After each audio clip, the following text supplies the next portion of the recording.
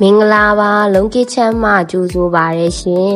ဒီနေ့တော့ထူးထူးခြားခြားလေးနဲ့ရတာပိုကောင်းတယ်ငခု9ဦးအယောမွေးငါလေးချက်စားမယ်နော်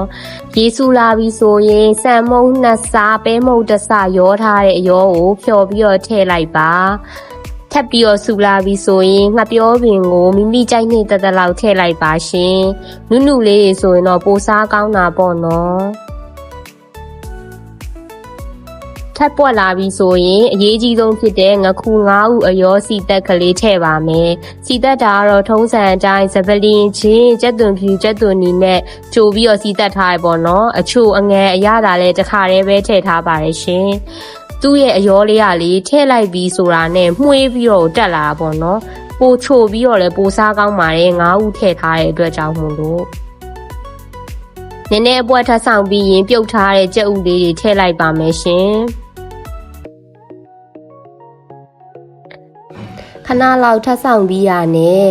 ကြက်သွန်ဥအသေးလေးတွေကိုထည့်လိုက်ပါမယ်ရှင်တေးသေးလေးတွေသုံးရင်တော့ပို့ပြီးတော့ချိုပြီးတော့နူးလွယ်တာပေါ့နော်